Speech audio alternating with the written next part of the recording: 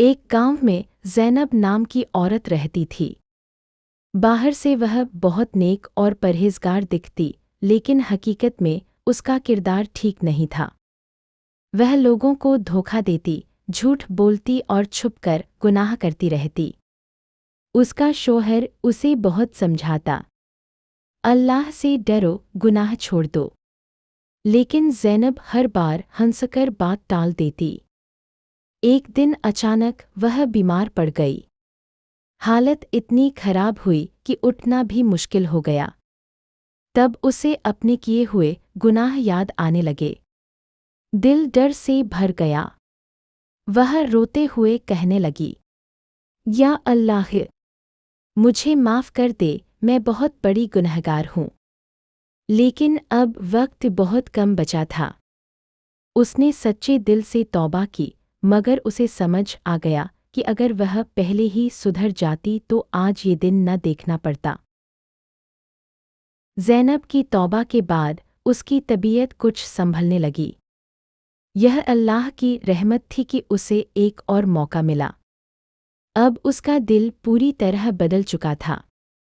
वह रातों को उठकर नमाज पढ़ती, रो रो कर दुआ करती, या अल्लाह, मुझे सीधा रास्ता दिखा और मेरी तौबा कबूल फरमा। अब वह वही औरत नहीं रही थी। उसने लोगों से अपने गुनाहों की माफ़ी मांगी, जिनको उसने धोखा दिया था, उनसे सच्चे दिल से माफ़ी मांगी। गांव के लोग हैरान थे कि ज़ैनब में इतना बड़ा बदलाव कैसे आ गया। धीरे धीरे उसकी नेकियां बढ़ने लगीं और लोग उसे इज्जत की नज़र से देखने लगे। कुछ वक्त बाद जब उसकी मौत आई तो उसके चेहरे पर सुकून था। लोग कहते थे, ये वही ज़ैनब है, लेकिन अब अल्लाह ने इसे माफ़ कर दिया होगा। ज़ैनब की मौत के बाद गांव के लोग उसके बारे में बातें कर रहे थे। कुछ लोग उसके पुराने गुनाह याद कर रहे थे, लेकिन ज़्यादातर लोग उसकी आखिरी जिंदगी की नेकियों का जिक्र कर रहे थे।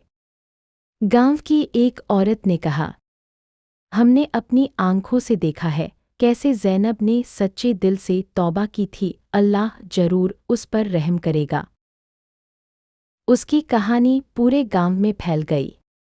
जो लोग पहले गुनाहों में लगे रहते थे, अब डरने लगे। कई औरतों ने अपनी जिंदगी बदल ली और नमाज, सच्चाई और पर्दे का रास्ता अपना लिया। ज़ैनब तो दुनिया से चली गई, लेकिन उसकी तौबा और बदलाव दूसरों के लिए मिसाल बन गया।